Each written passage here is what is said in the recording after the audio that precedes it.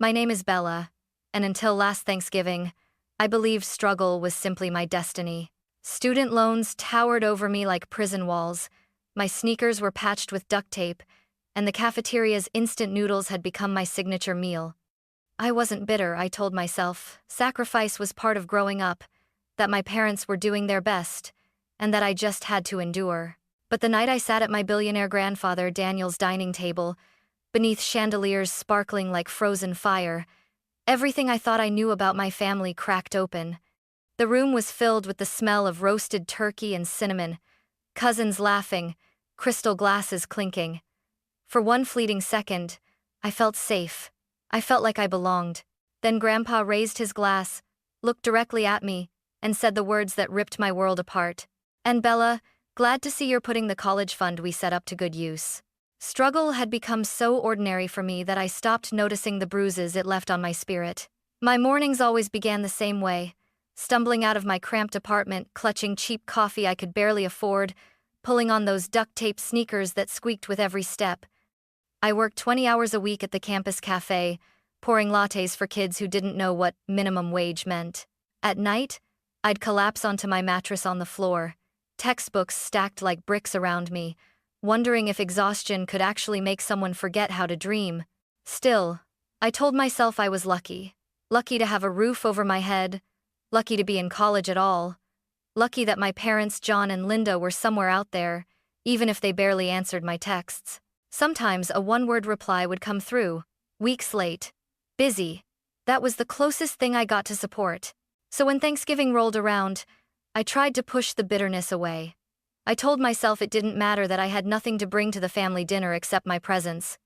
Grandpa Daniel's mansion had always been larger than life, the kind of home you saw in magazines, gates that shimmered under golden lights, a driveway long enough to fit 20 cars, windows that reflected the stars. It was intimidating but also comforting in a strange way, like a reminder that no matter how hard things got, there was still wealth and stability somewhere in my bloodline. The inside of the house glowed with warmth. Crystal chandeliers threw light across a dining table so long it could have seated royalty. The smell of roasted turkey, buttery mashed potatoes, and cinnamon rolls drifted through the air. My grandmother, Margaret, moved gracefully between the kitchen and dining room, fussing over platters that already looked perfect. I slipped into my seat, trying to make myself small, unnoticed. To my right was little Mason, my 8-year-old cousin, too busy sculpting mashed potatoes with his fork to care about family politics. To my left sat Aunt Julie, with her always raised eyebrows and sharp questions that made me feel like I was on trial every holiday. Across the table, my parents chatted with Uncle Richard, laughing too loudly, as if trying to prove they belonged in this glittering palace. The whole scene felt almost theatrical, everyone playing their roles. Grandpa Daniel at the head of the table, commanding respect without trying. Grandma smiling sweetly, while pretending not to notice when cousins snuck extra cornbread. My parents acting as though everything was normal, as though they hadn't ignored half my calls that semester. I looked around, soaking in the chandeliers, the fine china, the velvet drapes. For a moment, I wanted to believe this was family. That despite my lonely nights and ramen dinners, I was part of something whole, something unbreakable. But deep down, a knot tightened in my stomach. Because in families like ours, silence was often louder than words. And sometimes, all it took was one sentence to shatter the illusion completely. Halfway through dinner, the room settled into that lull where everyone was too busy eating to speak. Silverware clinked against porcelain, glasses chimed softly, and for a fleeting second, I let myself breathe. Maybe this Thanksgiving would pass like the others, awkward, yes, but survivable. That was when Grandpa Daniel cleared his throat.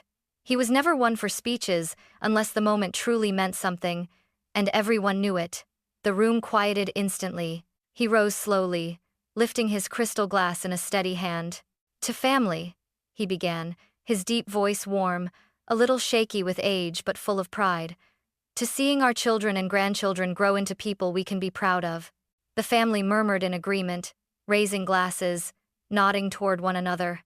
I felt my lips curve into a small smile. For a second, I believed in it, the unity, the pride, the sense of belonging, and then his eyes landed on me. His smile softened, and he added, "And Bella, glad to see you're putting the college fund we set up to good use." Time stopped. My fork froze halfway to my mouth. My heart kicked once, then stumbled into a frantic rhythm. I blinked, not sure if I'd heard him right. College fund? Across the table, Dad choked on his wine, coughing into his napkin, face flushing a violent shade of red. Mom's complexion drained so quickly she looked ghost-like, her fingers trembling as she pushed peas around her plate. Aunt Julie's eyebrows shot higher, her sharp eyes darting between my parents like a hawk circling prey. And then, like a needle puncturing the balloon of silence, Mason, sweet, oblivious Mason, looked at me with wide eyes and whispered, "Wait, you didn't know?" The words slammed into me harder than any scream could have. I turned slowly toward my parents. My voice came out thin, shaky, quieter than I intended.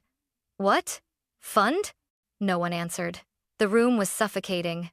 My grandmother shifted uncomfortably, lips parting as if she wanted to speak, then snapping shut again.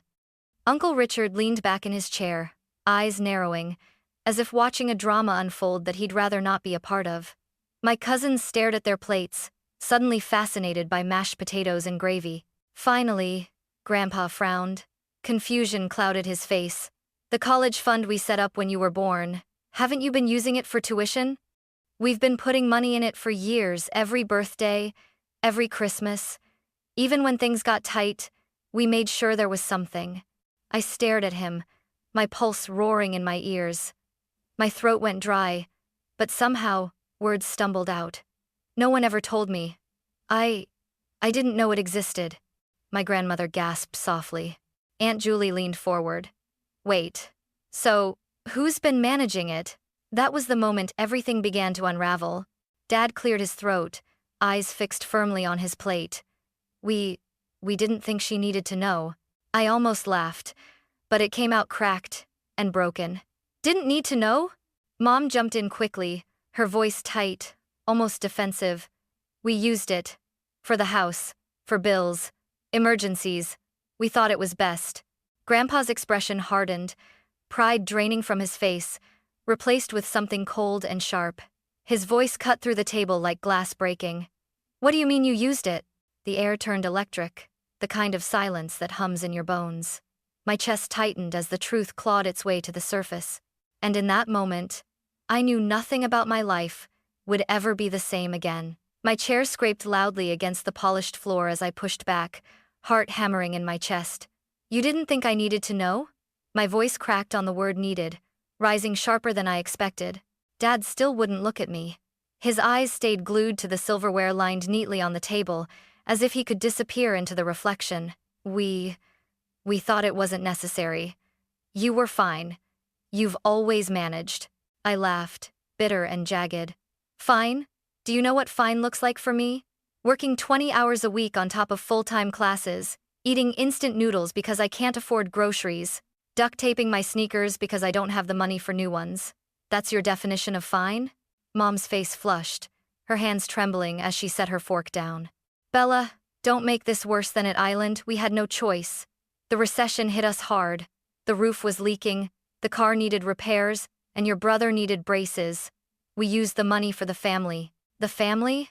My voice was sharp enough to cut glass. "What about me? Wasn't I part of the family? Or did my future not count?" "Bella," Mom snapped, her voice rising for the first time. "You were a child. You wouldn't have understood how bad things were back then." "I was a child when you decided to steal my future," I shot back. "But I'm not a child now, and I understand perfectly. You lied. For years." The silence that followed was unbearable. I could feel everyone's eyes on me, cousins shifting uncomfortably, Aunt Julie leaning in with predatory curiosity, Uncle Richard's lips pressed into a thin line. Even little Mason had stopped playing with his food, his fork hovering midair as though afraid to move. Grandpa Daniel's voice cut through the air, low but commanding. "That money was never meant for you two," he said, glaring at my parents. "It was Bella's. We made that very clear when we created the fund." Dad's jaw tightened. He finally looked up, anger flickering in his eyes.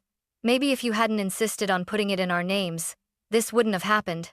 The words seemed to hang in the air, poisonous and heavy. My grandfather's face hardened, his knuckles white as he gripped his glass. "We put it in your names because we trusted you," he said coldly. "We believed you'd do right by your daughter. Clearly, we were wrong." Mom looked like she might cry, but I couldn't find any pity left in me. My throat ached, but I forced the words out anyway. "How much was in it?" Grandpa hesitated, his eyes full of regret. "About 40,000 by the time you turned 18. Probably more, we kept adding to it." The number hit me like a punch to the gut. 40,000. Enough to erase every student loan I had. Enough to buy food, books, maybe even give me a chance to breathe for once. Instead, I'd been scraping pennies, breaking myself just to stay afloat. I turned to my parents, my hands trembling with rage. "You let me drown in debt while you sat on my lifeline? You could have told me. You could have said something. Anything." "We did what we had to do," Dad muttered, his voice low, almost inaudible. "No," I said, my voice trembling but fierce. "You did what was convenient. For you, not for me." Mom reached for my hand across the table, tears brimming in her eyes. "We only wanted to protect the family." I jerked my hand back like her touch burned. "Don't call it protection, call it what it is, betrayal." The table was dead silent. Even the chandelier above seemed to buzz with the weight of the moment. My legs shook, but I forced myself to stay standing. For the first time, I wasn't the quiet daughter who accepted scraps. I was the one demanding answers. And I wasn't going to stop until I had them. I sat down, not because I wanted to, but because my legs were shaking too hard to keep me upright. My breath came in shallow bursts, like I'd just run a marathon with no finish line. Across the table, my parents avoided my eyes. Mom picked at her peas like they'd suddenly become fascinating. Dad drained the rest of his wine, his jaw locked tight, as if I was the one embarrassing them. $40,000. The number echoed in my head, a relentless drumbeat. 40,000 that could have wiped away every loan, every sleepless night worrying about rent, every meal of ramen that left me hollow. 40,000 that might have given me back years of my life. And they had spent it, quietly, secretly, while I carried the weight alone. My grandmother finally broke the silence, her voice so soft, I almost missed it. "We need to talk about this, all of us." But I wasn't listening anymore. My mind was running wild, dragging me back through years of exhaustion and sacrifice. I remembered the nights working double shifts at the cafe, hands blistered from the steam wand. The mornings I walked to class in shoes patched with duct tape, rain seeping through the cracks. The birthdays where my gift was a card with no money inside, and a reminder to be grateful. All the while, there had been a lifeline, a fund meant for me, rotting away under my parents' excuses. I swallowed hard, forcing the lump in my throat down. "You let me believe we were broke," I whispered. "You let me think I had to do it all on my own. You watched me struggle, and you said nothing." Mom's tears finally spilled over. "Bella, please, don't," I snapped, my voice sharp enough to make her flinch. "You don't get to cry, not after this." Grandpa's face was unreadable, but his silence spoke louder than anger. The disappointment radiated from him, heavy, suffocating. For a man who had built empires, betrayal from his own children seemed to wound him more deeply than any business deal gone wrong. Aunt Julie leaned back, eyebrows arched. "Well," she murmured, half to herself, "I suppose the truth always comes out." I wanted to scream, to flip the table, to make them all feel the storm churning inside me. Instead, I reached for my phone. My fingers moved before I could think, pulling up a document I had been keeping quietly for months. Every dollar I'd earned, every scholarship I'd scraped together, every freelance gig that barely paid for groceries. Proof that I hadn't just survived, I had fought for every inch. Dad's eyes flickered toward the glowing screen, and for the first time all night, real fear crossed his face. He knew what it meant. Evidence, paper trails, consequences. The room spun. I couldn't breathe in that house any longer. My chair screeched as I shoved it back and stood, grabbing my coat with trembling hands. "Bella, where are you going?" Grandma's voice followed me, weak, desperate. I didn't answer. My throat was tight, my vision blurred with hot tears. I just kept walking past the chandeliers, past the velvet drapes, past the smiling portraits on the wall that now felt like cruel jokes. Because, in that moment, I realized something even worse than the missing money. It wasn't just about dollars stolen, it was about trust. And trust, once broken, was worth less than nothing. The drive back to campus was silent, except for the hum of my old car's engine. My eyes burned from holding back tears, but my hands gripped the wheel tight, steady. I didn't blast music, didn't call anyone, didn't even cry. I just let the silence fill me until it hardened into something sharper than grief. Determination. By the time I parked outside my tiny apartment, I already knew what I had to do. The next morning, I sat at my desk with a cup of burnt coffee and dialed the number etched into my memory. The bank, Grandpa had mentioned. My voice trembled at first, but I forced it steady. My name is Bella Anderson. I believe I'm the beneficiary of a college trust fund that's been mismanaged. The advisor on the other end sounded confused. If you're the beneficiary, how is it possible you didn't know? I bit down on the bitter laugh rising in my throat. Because my parents never told me. It took hours, transferred calls, verification codes, endless holds, but finally, I got the answer I already feared. The fund had been drained. Not all at once, but slowly, methodically, over 7 years. Every withdrawal signed by my parents, every cent gone. The advisor hesitated, then said carefully, "You may want to consult a lawyer. If the trust was designated for your education, this could fall under misappropriation." Misappropriation. The word rattled in my head, heavy and foreign. My parents, my own parents, potentially criminals in the eyes of the law. That afternoon, I walked across campus to the legal aid office. The representative was a middle-aged woman with kind eyes who listened without interruption as I spread out my documents. The original trust paperwork Grandpa had emailed me, the bank's confirmation statements, and my own meticulous records, scholarships, wages, even notes from nights I'd chosen groceries over textbooks. When I finished, she sat back, hands folded. "Bella, based on what you've shown me, your parents may have committed a felony. This isn't just unethical, it's potentially illegal." I felt my chest tighten. Felony. My parents had tucked me into bed as a child, taught me to ride a bike, kissed my scraped knees, and now I was staring down the possibility of seeing them in court. That night, I pulled out the folder I'd been quietly building for years. It wasn't meant for this. It had started as my way of tracking survival. Every scholarship acceptance letter, every job pay stub, every freelance invoice, proof that I had clawed my way forward without a safety net. Now it was more than a record. It was ammunition. I remembered sitting in my cold apartment one winter night at 2 a.m., calculating whether I could afford shoes or groceries. I'd chosen groceries, taping the shoes again. Meanwhile, my parents had been using my fund for leaky roofs, car repairs, orthodontics, for everything except me. As I flipped through the papers, I saw more than numbers. I saw the life I should have had, the life they stole. I slid the folder into my bag and zipped it shut. My hands were shaking, but not with fear this time, with resolve. They thought they could bury the truth. They thought silence would protect them. But I wasn't that quiet little girl anymore. I had evidence, and I was going to use it. 2 nights later, there was a knock at my apartment door. Sharp, insistent. My stomach sank even before I opened it. Dad stood in the hallway, coat collar turned up, eyes sunken like he hadn't slept. For a moment, I thought he looked older, smaller. Then he opened his mouth, and the old weight returned. "Bella?" he said softly.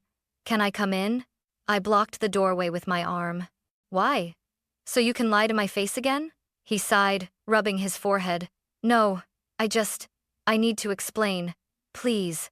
Against my better judgment, I stepped aside. He entered awkwardly, hands shoved in his pockets, gaze darting around my cramped apartment like he'd never truly seen how I lived. The peeling paint. The sagging couch. The textbooks stacked high like barricades. "I didn't realize," he muttered, trailing off. I folded my arms. "Didn't realize what? That your daughter was living on canned soup while you drained her college fund?" His shoulders slumped. "We never meant for it to go this far. Your mom and I thought we'd pay it back. At first, it was just small amounts, repairs, bills. Then, we fell behind. It got away from us. Got away from you? My laugh was sharp, humorless. You chose this. Every withdrawal had your signature. Don't pretend it just happened. He winced, but pushed on. We didn't just use it for ourselves, Bella. We used it for your brother too. His school, his surgery. He's always needed more help than you. You've always managed. You've always been strong. The words hit harder than I expected. So, because I was the easy kid, I deserved less? Because I survived without complaining, you decided I didn't need what was mine? He couldn't answer. He stared at the floor, shame flickering across his face. But it wasn't enough. Not nearly enough. I pointed toward the door. You should leave, Bella. No. I can't listen to another excuse. You had 18 years to tell me the truth, and you chose silence every single time. He lingered a moment longer, lips parted as if searching for the right words, then closed them again. His footsteps down the hallway sounded hollow, final. The door had barely shut before my phone buzzed. Grandpa Daniel. A simple text.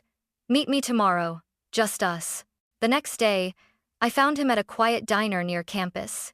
He was already seated, a steaming cup of black coffee in front of him, his expression heavy. He looked up when I walked in, and for once, there was no smile, no pretense. I'm sorry, he said immediately. You didn't do anything. I replied. No, he corrected, shaking his head. But I trusted people who didn't deserve it. That's on me. I slid into the booth, unsure what to say. I checked the trust myself, he continued. It's gone. Every cent. I've already spoken with the bank, they're cooperating. If you want to pursue charges, you have every right. I swallowed hard, my chest tightening. It was different hearing it from him. Final. Then he reached into his coat and pulled out an envelope, placing it gently between us. I can't undo what they did, but this is yours. I stared at it, afraid to touch it. It's not enough to cover everything, he admitted, but it's a start, and I want you to know I've changed my will. Everything I leave behind will go into a trust only for you. No one else touches it. Not again. For the first time in weeks, my eyes stung not from rage, but something softer. Gratitude. I opened the envelope later that night. Inside was a cashier's check for $20,000. It should have felt like salvation. Instead, all I felt was anger because my grandfather believed I was worth it, and my parents never did. Christmas at my grandfather's mansion was always a spectacle. Tall windows draped with velvet curtains, a tree so enormous it nearly touched the chandelier, lights twinkling like stars. To anyone outside, it looked perfect. To me, it felt like stepping into enemy territory. I carried only one thing with me that night, a folder thick with documents, bank statements, legal letters, my own records, neatly organized and bound, proof that I wasn't crazy, proof that I hadn't imagined years of sacrifice. When I walked in, the warmth of cinnamon and roasted turkey hit me, but it didn't comfort me this time. It felt suffocating, like sugar dusted over poison. My mother, Linda, was laughing too loudly in the kitchen with Aunt Julie, her voice strained. My father, John, lounged on the couch with a glass of whiskey, pretending calm, but the moment their eyes met mine, the laughter stopped. Grandpa Daniel gave me a small nod from across the room, a silent reminder. You're not alone. Dinner began in stiff politeness. Conversation clung to safe topics: traffic, weather, football scores. No one dared mention the trust. Every time I glanced at my parents, they looked away. My brother scrolled through his phone, oblivious. The clinking of forks against china was the loudest sound in the room, and then, as tradition demanded, Dad stood to give his Christmas toast. He raised his glass, smile fixed, voice full of rehearsed warmth. We're just so proud of how far our kids have come. Even in tough times, we've always stuck together as a family. The words twisted in my chest like a blade. Stuck together? My chair scraped loudly as I stood. The room froze. Always stuck together? I repeated, my voice sharp. Right. Except when it came to being honest. Except when it came to me. Every eye turned to me. My mother's face paled. My father's jaw tightened. I pulled the folder from my bag and set it squarely on the table, with a thud that made silverware rattle. "That," I said evenly, "is the full breakdown of the trust fund you drained. Every withdrawal, every date, every cent. Referenced with my student loan statements. Just in case anyone here still thinks I'm overreacting." Gasps rippled around the table. My grandmother's hand flew to her mouth. Aunt Julie leaned forward, eyes glittering with scandal. Mom's voice cracked. "Bella, please, not tonight." "Not tonight?" My laugh was sharp, humorless. How many nights did I walk home in the rain because I couldn't afford bus fare? How many nights did I go hungry so I could make tuition payments on time? While you sat on my fund money Grandpa and Grandma put aside for me, you let me suffer. And now you want to talk about timing? Dad slammed his glass down. "We did what we had to do. It was for the family." I turned on him, fury boiling over. "For the family? Then why was I the only one treated like a stranger? Why did my brother get braces, new laptops, tutoring, while I duct-taped my sneakers and begged professors for extensions because I was too exhausted from working 2 jobs?" My brother finally looked up, shifting uncomfortably. It wasn't all for me," he muttered. "But some of it was. I didn't know it came from your fund." His words stung, but they didn't surprise me. "Exactly," I said coldly. "You didn't know because no one told you the truth, just like they never told me." Grandma's voice trembled. "We didn't know, Bella. We're so sorry." I nodded once. "I believe you. But this isn't just about money. It's about respect, about trust, and about choices." I turned back to my parents. "You could have told me the truth at any point, even after the fund was gone. But you didn't. You let me believe we were all struggling together when, in reality, you left me to struggle alone," Mom whispered, tears streaking her face. "We thought we were doing what was best." "For who?" I demanded. "For me or for the version of me that never asked questions?" The silence that followed was unbearable. Finally, I took a deep breath, my hands trembling but steady enough to flip open the folder. "I filed a formal complaint with the bank. Legal proceedings are already in motion. I'm not doing this to hurt you. I'm doing this because actions have consequences, and I'm done carrying this burden alone." Dad shot up from his chair, eyes blazing. "You're suing your own parents?" "No," I said firmly. "I'm holding you accountable. You'd tear this family apart over money?" he shouted. My voice dropped to a razor's edge. "No. You did that the moment you decided I didn't matter." I closed the folder and picked up an envelope I'd prepared earlier. I walked to the mantel, placed it there, and turned back to the table. That envelope has copies of the legal documentation and a letter explaining everything, so no one can claim they didn't know. Consider it my Christmas gift." Mom sobbed. Dad glared at the wall. My cousins looked down, ashamed. No one moved. Except Grandpa. He rose, walked over to me, and wrapped his arms around me. "You don't have to do this alone," he whispered. "You have more family than you think." I hugged him back, my chest tight, tears stinging my eyes.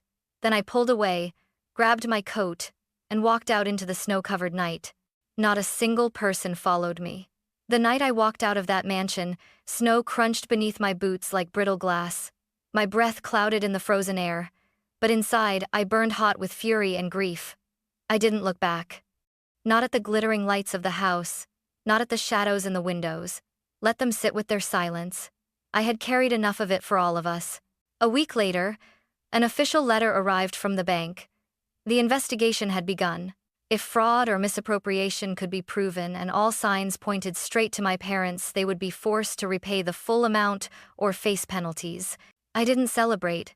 It didn't feel like a victory. It felt like a reckoning that should never have been necessary. What I did do was take the cashier's check Grandpa had given me and walk into the bank with my head high. For the first time in years, I paid down a portion of my student loans. Watching the balance shrink felt surreal, like finally being able to breathe after years underwater. The rest of the money, I put into a new account under my name only. No shared signatures, no loopholes, no one but me. Spring came quickly after that. I graduated with honors, standing on the stage in my borrowed cap and gown, scanning the audience. I spotted Grandpa Daniel in the crowd, clapping with pride. My parents weren't there. I told myself I didn't care, but a part of me still ached. A month later, I started my job at the startup where I'd interned. The salary was more than I'd ever dreamed of making at my age. I moved into a modest but clean apartment, bought furniture that wasn't secondhand, and this time a pair of brand new shoes, no duct tape required. But the real change wasn't in my bank account, it was in me. For so long, I'd believed being the strong one meant staying quiet, enduring, never asking for more. My parents had built their choices on that belief that I could handle less, because I always managed. But strength isn't about silence. It's about refusing to be taken advantage of. Sometimes, I catch myself replaying Grandpa's words from Thanksgiving. Glad to see you're putting the college fund to good use. That single sentence tore my life open. But it also gave me clarity. It wasn't the loss of money that hurt most. It was the loss of belief, the betrayal by the people who were supposed to protect me. That scar will never fully fade. But scars don't make you weaker. They remind you of what you survived. And I survived. Now, when I look at myself in the mirror, I don't just see the broke, exhausted girl who once taped her sneakers to keep them together. I see a woman who stood up to lies, who demanded the truth, who reclaimed her future, not because of a trust fund, not because anyone finally decided I was worth it, but because I finally decided it for myself.